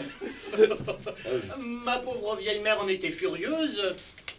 Elle a exigé que la fille de cuisine devait travailler à l'hôtel durant 1 mois et qu'on retiendrait le prix de la vaisselle cassée sur son salaire. Eh bien, voilà, dès le lendemain, tout à coup, la fille de cuisine partit pour Reading et de retour avec un chargement de nouvelles vaisselles. Ça, ma mère n'a plus jamais osé ouvrir la bouche. C'était cruel pour nous, oui, mais il faut admettre qu'elle avait toujours raison. Cruel? Mais qu'avait-il de cruel à vous acheter de la vieille vaisselle, enfin? Cette histoire de vieille vaisselle, c'était la partie la plus drôle et la plus amusante. Voyez-vous, ce qui n'allait pas déjà au vieux cochon qui siffle, c'est tous ces vieux gens qui n'étaient plus en état de travailler ni capables de grand-chose. Ils ont tous été jetés à la rue, à part Nestor, où ils ont erré durant quelques jours avant de finir à l'hospice. Ce qui n'allait pas non plus au vieux cochon ici, c'est mon pauvre vieux père qui ne savait plus à quel sens se vouer pour régler le solde de l'hypothèque de l'auberge. Ce que nous avons appris, c'est que dès le lendemain, la fille de cuisine avait décidé toute seule de solder l'hypothèque de la vieille auberge. Elle avait totalement main mise sur nous, elle est devenue propriétaire de l'auberge. Elle a ensuite dit les 4 vérités à mes parents, elle leur a dit qu'il était temps pour eux de vendre leurs fonds, qu'ils n'avaient plus rien de bon à faire ici et qu'ils n'étaient plus capables de grand-chose, qu'il fallait partir. C'était épouvantable. Oui. Épouvantable de les déraciner comme Oui, ça. oh, c'était dur, mais c'était la vérité. Si nous avions... Attends. Allez-y, je vous en prie. Si nous avions continué ainsi, tôt ou tard, nous aurions eu les huissiers sur le dos. Mais surtout, mais pensez au bien qu'elle a... Ah, une citronne! Ah!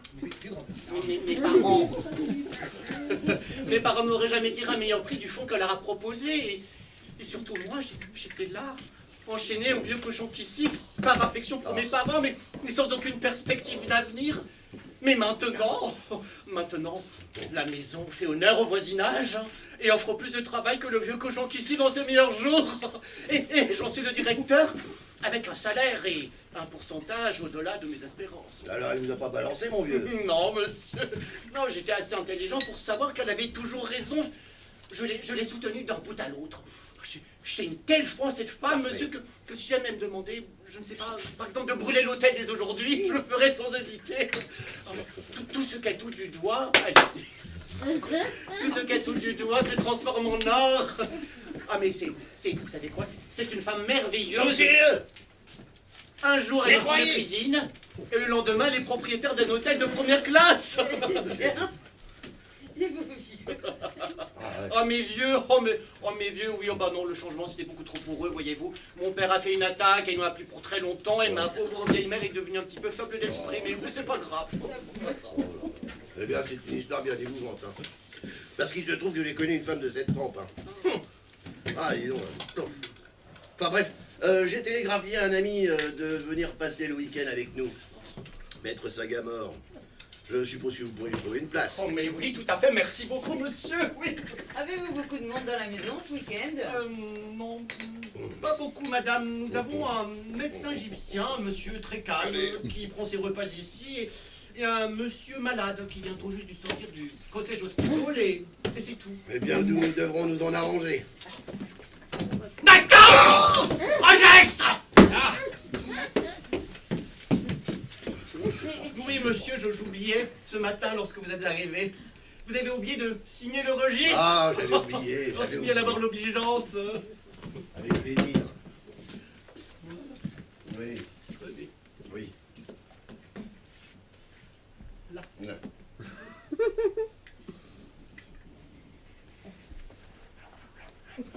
Oh, monsieur, mais... Non, mais nous sommes... Ce n'est pas possible, nous sommes vraiment très honorés. Quelque chose ne va pas? Bien au contraire. Monsieur et Madame Fitzfassagan, Oh. mais le nom est si peu commun, mais ai-je l'honneur de traiter avec le Oui, célèbre... l'ex-champion de tennis, champion de boxe et tout le team. Enfin, ici, je suis en vacances, en week-end. Et je ne veux pas qu'on me parle de ça. Oui, mais Hein? je n'aurais rien dit, monsieur, si ce n'est que la dame dont je vous ai parlé, la propriétaire de cet hôtel, n'est autre que Madame Fitzfassagan. Ah, quoi? Oh non, non, non, c'est pas possible. Bah, trouvez, faites mes valises. Hein. Et vous, ma note, s'il vous plaît. Enfin, monsieur, tout à fait, mais je peux me permettre de le dire, elle n'est pas là. Elle n'est pas là, nous n'attendrons pas ce week-end. Non, Mais ne faites pas tant d'histoire, chérie. Nous Bon. avons parfaitement le droit de nous trouver dans son hôtel si nous payons nos frais tout. Oh, bah, faites comme vous voulez, mais mon week-end est gâché. Oh, mais Ah, si. comptez là-dessus, monsieur, elle ne viendra pas. Elle commence à se lasser de ses idées surprises maintenant qu'elle sait qu'elle peut compter sur moi.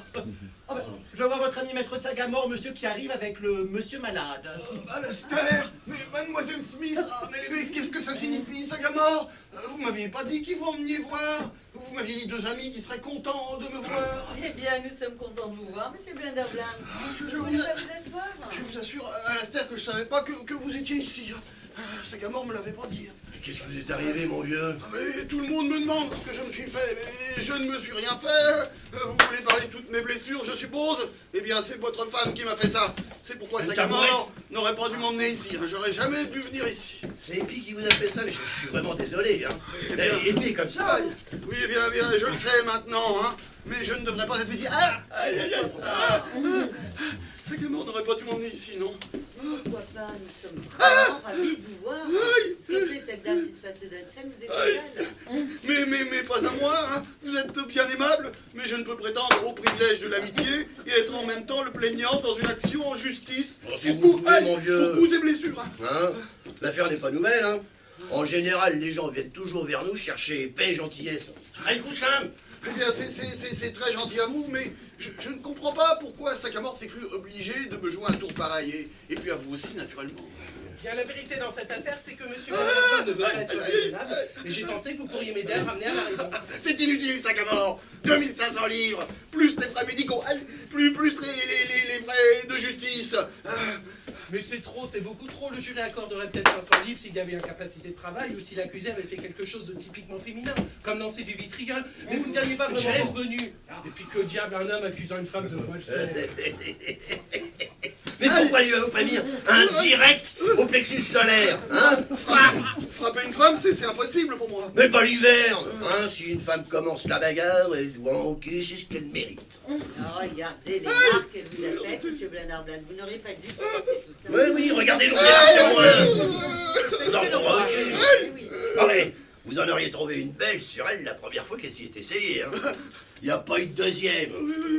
Malheureusement, je n'ai ni vos muscles, ni votre connaissance dans l'art de donner du point. Hein. Mais je prendrai des leçons lorsque je serai rétabli. Et c'est elle qui les paiera. 2500 livres, plus les frais médicaux, plus les frais de justice, plus les frais... Aïe. Plus une course de taxi jusqu'au cottage hospital. Non, j'y suis allé dans sa voiture. Mais maintenant que vous m'y faites penser, j'ai donné un pourboire au chauffeur. Cependant, comprenez-moi bien, ce n'est pas pour l'argent. Mais je ne veux pas être battu par une femme. C'est une question d'honneur et de respect de soi-même.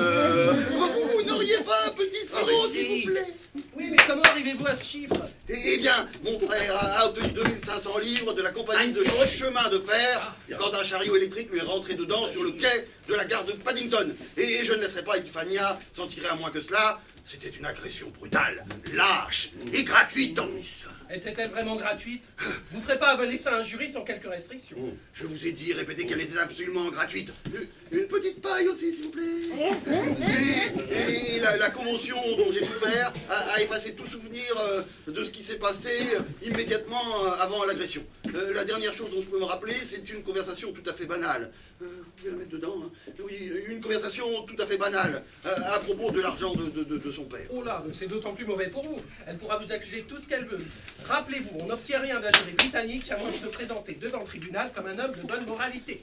Vous insinuez que je ne suis pas un homme de bonne moralité? Ah non, mais son avocat le fera si vous appelez Madame Fitzfassenden à comparaître en justice. C'est chaud. Foutaise. Quel jury croira que nous sommes des amoureux, elle et moi, sur la base d'une cheville foulée, d'un genou démis et d'une bosse sur la tête grosse comme un œuf d'autruche? C'est la meilleure des preuves contre vous. Il n'y a que des amoureux pour avoir des querelles d'amoureux. Puis, imaginez qu'elle plaide légitime défense contre une agression criminelle. Elle n'osera pas faire sous serment un pareil mensonge. Comment savez-vous que c'est un mensonge? Vous ne savez pas ce qui s'est passé avant l'agression, vous avez une commotion cérébrale. Oui, après l'agression. Et ça a effacé de votre mémoire ce qui s'est passé avant l'agression. Mais voyons, vous êtes son avocat ou bien le mien? Dans cette affaire, le destin semble m'avoir fait l'avocat de tout le monde. Moi. Mais si je dois abandonner une cause, c'est la vôtre que je dois abandonner. Moi. Comment pourrais-je me permettre de perdre une cliente avec de tels revenus? Moi. C'est que cette colère ferait gagner 2000 à 3000 livres n'importe Moi. quel avocat. Non, moi.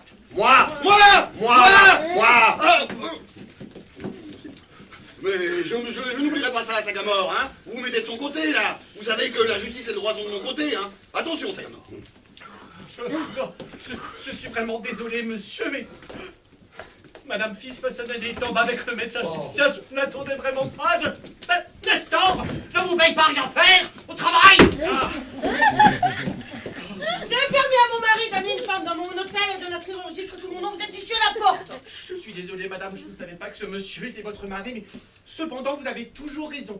Voulez-vous que je m'en aille tout de suite ou que je continue de travailler jusqu'à ce que vous m'ayez remplacé? Non, je veux pas que vous en ayez du tout, vous êtes réengagés. Jetez-les dehors tous les deux immédiatement. Votre directeur ne peut jeter dehors Alastair, sinon c'est Alastair qui va finir par tous nous jeter dehors. Quant à Mademoiselle Smith, ceci est un établissement public et elle a tout à fait droit de s'y trouver comme vous et moi. Je mettrai le feu à l'hôtel si c'est nécessaire. Tiens, Adrien est là, lui aussi. Si vous arrivez à la tête et cette canne, c'est pourquoi faire? Appelez un docteur. Vous êtes blessé? Je me suis blessé. Vous êtes fait écraser?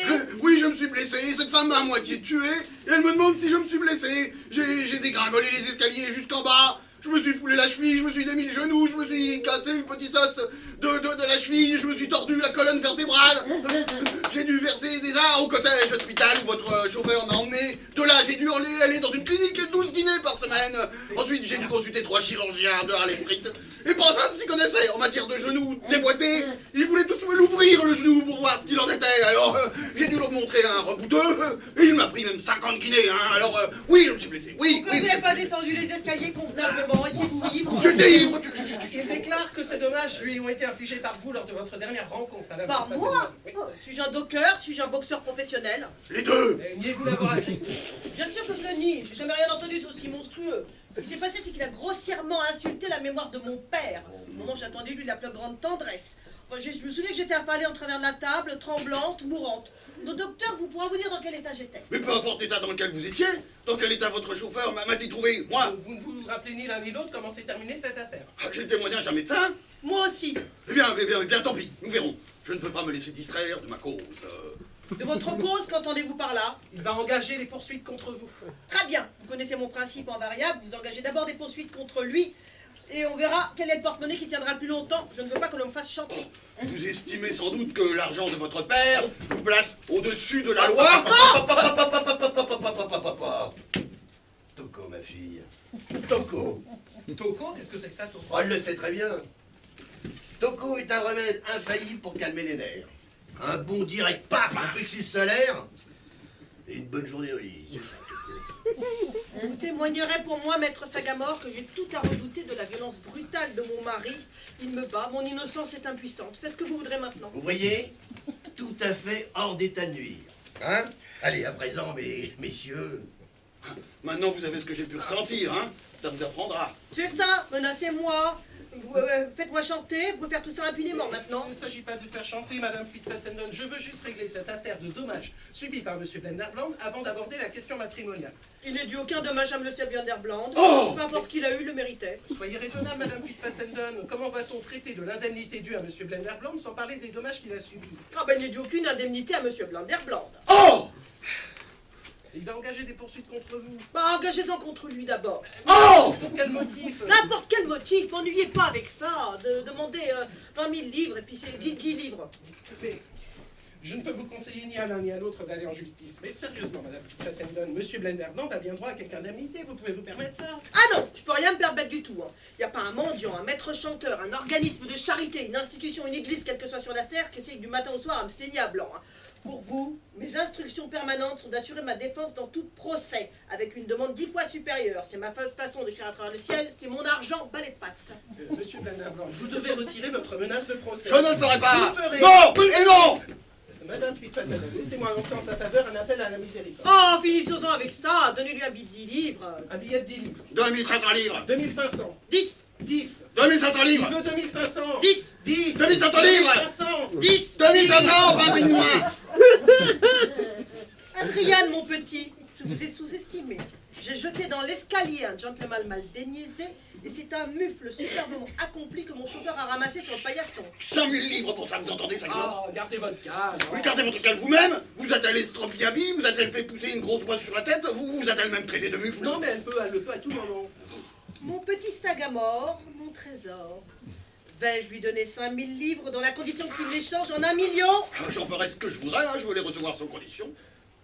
Monsieur Blenderbland, c'est une erreur de comparaître devant le tribunal dans le rôle d'un homme qui s'est fait traiter de mufle. Cela oblige le jury à vous voir d'emblée sous ce jour. Il est de plus très difficile à un plaignant d'attirer la sympathie dans le rôle d'un homme qui s'est fait étriller par une femme. Si Madame Fitzfassenden vous avait poignardé, empoisonné ou tiré dessus, c'eût été dans l'ordre des choses, votre dignité n'aurait pas été compromise. Mais Madame Fitzfassenden connaît les privilèges de son sexe et ne les outrepasse jamais. Elle se présenterait devant le tribunal extrêmement bien habillée, au mieux de sa forme. Il n'y a pas de femme plus distinguée, plus féminine quand elle joue les parfaites dames du monde. Elle va se calmer, la pisse, elle la ressort. Bref, les chances ne sont pas de votre côté. C'est ainsi, monsieur Vanderblanc. Vous n'avez point la moindre chance de réussir. La prochaine fois que vous verrez son poing dans votre direction, esquivez et ripostez. Si vous ne vous donnez pas cette chance, vous ne vous en donnerez jamais aucune. Oui, Alester a raison. Demandez-lui gentiment. Et peut-être paiera-t-elle vos dépenses. Mais n'y a-t-il pas de justice pour un homme contre une femme? Ah non, pas contre une milliardaire. Oh, quelle justice y a-t-il pour une milliardaire? J'aimerais bien savoir. Devant les tribunaux... Oh, je pensais pas là aux tribunaux, il n'y a pas là beaucoup de justice pour personne. En eux-mêmes, mes milliards sont une injustice. Non, je pensais à la justice divine. Ah, Seigneur, nous y voilà. Pas quoi, Alastair? Vous trouvez ça juste que moi, je ne puisse rien garder? Je ne puisse pas garder mon mari, je ne peux même pas garder un amoureux, je ne peux garder que mon argent. Et vous êtes là, vous pelotonnez contre cette insignifiante petite nullité qui n'a même pas de quoi se payer ses bas, et vous êtes heureuse. Qu'est-ce qu'on fait veston, là? Qu'est-ce qu'il y a dedans? Laissez-moi tranquille, voulez-vous? Quelque chose qui ressemblait autrefois à un homme, quelque chose qui aimait bien me prêter des billets de 5 livres. Par amour pour moi, par gentillesse pour moi. Non, par gloriole de prêter une milliardaire quand on est sans un sou. Dans ma justice divine, je l'ai mis en miettes, comme on met un miette un jouet décevant. Puis Trop tard, j'ai découvert qu'en fait c'était juste mon compte en banque et ma cuisinière qui l'intéressait. Oh, tout ça est très joli, mon chou. Mais la vérité, c'est que personne ne peut vivre avec vous. Apparemment, vous pouvez vivre avec tout le monde. Et tout le monde peut vivre avec vous. Ce que dit Polly est vrai. Personne ne peut vivre avec vous, c'est pas possible. Et pourquoi? Oh, Pourquoi? Mais soyez raisonnable, Madame Fitzfassenden, peut-on vivre avec un ouragan, une tempête, un tremblement de terre? Mais bien sûr, des milliers de gens vivent sur le versant d'un volcan qui la veille encore a été troublé. Enfin, avec une milliardaire capable de se hausser à la hauteur de son destin et de s'occuper de ses milliards, non, c'est pas grave. Je resterai solitaire jusqu'à ce que je trouve un homme assez bien pour moi comme Alastair est pour cette batrouille. J'espère que vous n'aurez pas longtemps à attendre. Non, je n'attends jamais. Je me saisis toujours avidement de ce dont j'ai besoin. Je me suis saisi avidement d'Alastair, mais enfin il ne fait pas mon affaire. Il me bat. Oh, qu'en cas de légitime défense. Je n'ai jamais levé la main sur vous qu'en cas de légitime défense, hein. Oh oui, vous êtes comme les grandes puissances européennes. Vous ne vous battez jamais qu'en cas de légitime défense. Enfin, vous faites 30 kilos de plus que moi. Moi, je peux pas garder la tête froide pendant le combat. Je vous la balance à Batrou et la vorace. Vous ferez ce que vous en voudrez. Bon. Maître Sagamore, arrangez le divorce. Cruauté et adultère. Mais 20 000 livres de dommages-intérêts. je ne trouve pas ça bien. Ce n'est pas juste envers Alastair. Pourquoi est-ce vous qui demandez le divorce plutôt que lui? Maître Sagamore, engagez des poursuites contre Patricia Smith pour avoir aliéné l'affection de mon mari. Dommage-intérêt 20 000 livres. Maître Sagamore, une chose pareille est-elle possible? Tout à fait, Mademoiselle Smith, tout à fait possible. Eh ben, soit.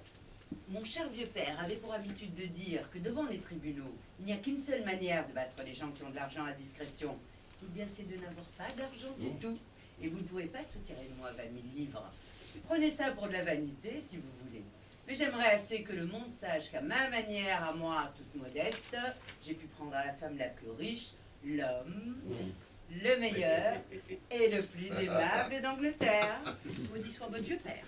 Ah, et 1-0 et puis 1-0. Le vieux Monsieur Smith n'a les rieurs de son côté, Madame Fitzfassenden. C'est pas grave. Je me tiendrai dans une solitude absolue. Je resterai dans ma montagne et j'amasserai des milliards. Le ciel a bien dû créer quelque part un homme qui est fait pour moi. Le compagnon idéal, il doit bien être quelque part. Dirait-on qu'on a besoin de moi ici? Qui a besoin de moi? Moi. J'ai besoin de vous. Venez ici. Quelque chose qui ne va pas du côté de votre tension.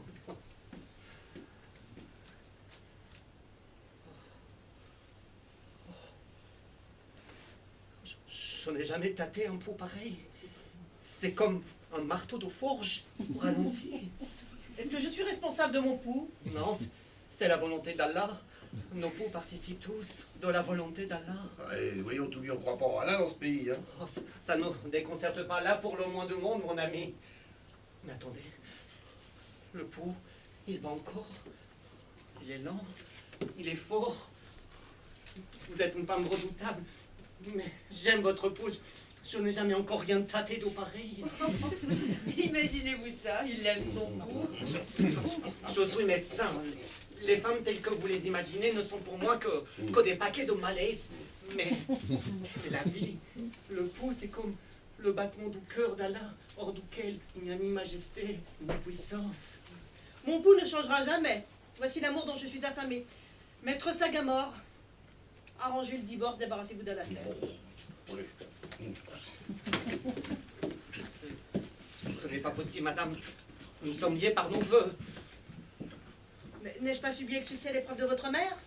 Je vous donnerai un certificat du comptable, si vous voulez. J'ai fait tout ça honnêtement et légalement. Je vous ai dit par quelle voie cela s'était fait. Ce n'était pas la voix d'Allah, le miséricordieux, le compatissant. Si vous avez ajouté un demi-penny au salaire horaire de ces femmes exploitées, cette méchante affaire se serait écroulée sous votre tête.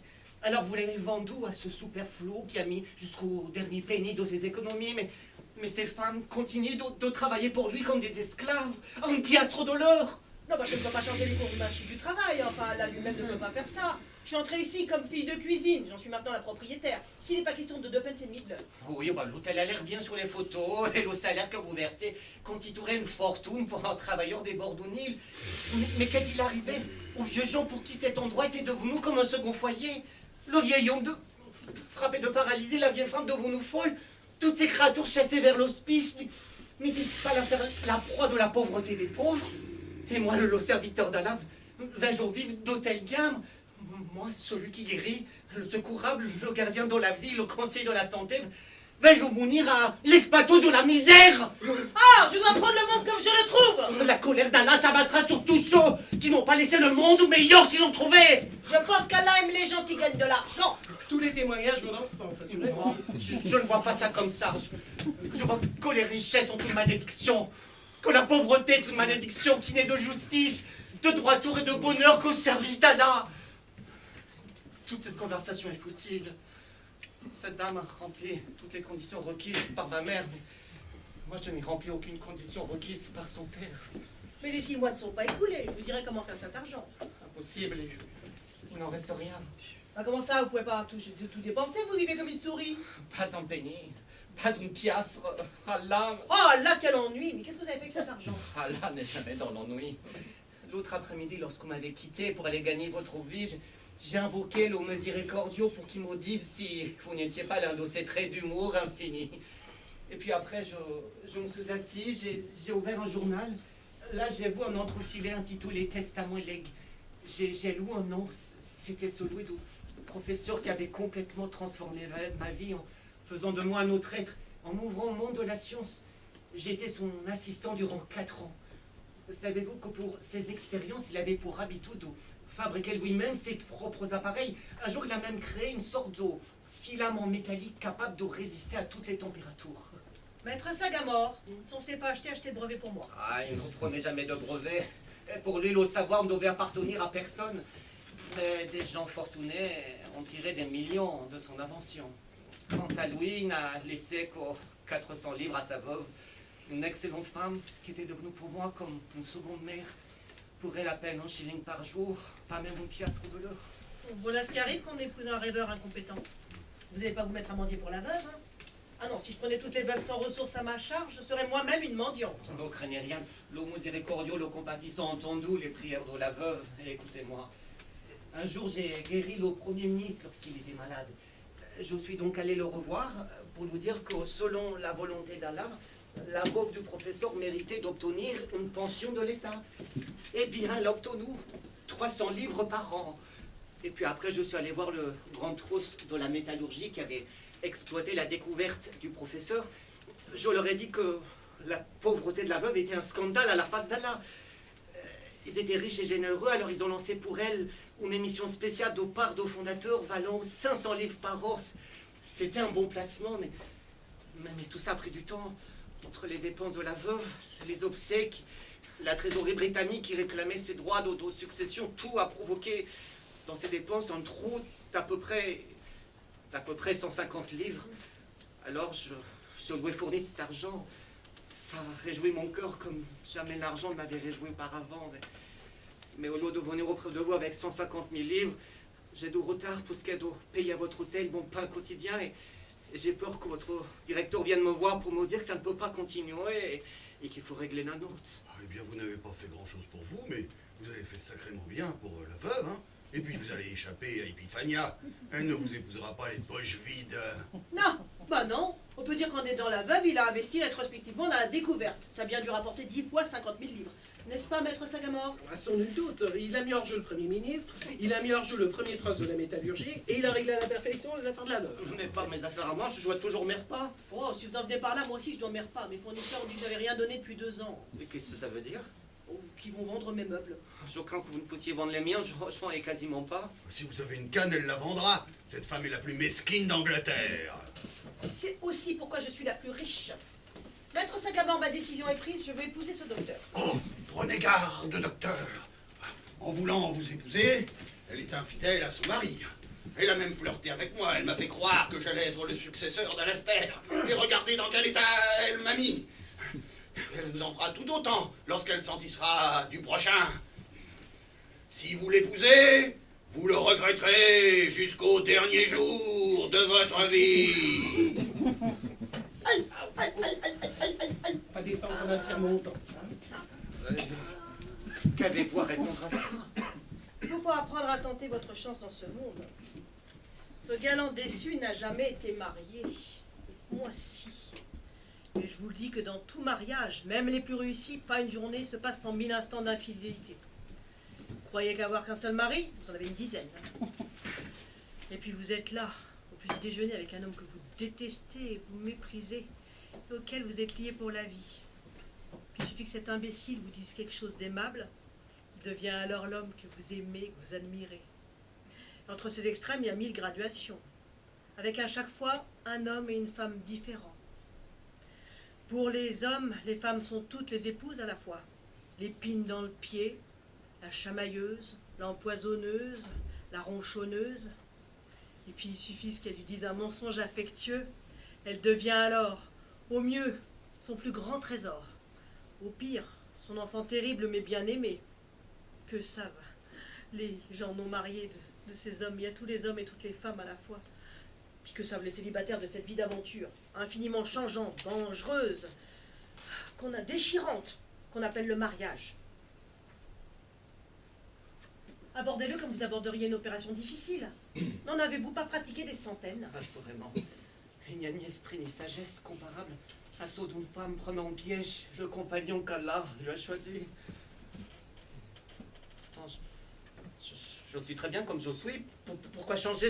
Je serais très heureux en restant vieux garçon. En restant vieux garçon, Oh, pourrez-vous me tâter le pouls tous les jours? oh oui. Oh, j'avais oublié le pouls. Oh oui. 1, 2, 3. Oh oui. C'est un poussant pareil. Il est irrésistible. Oh, je ne peux pas y renoncer. Maître Sagamore, vous avez vos consignes. Félicitations. Puis bonne chance surtout.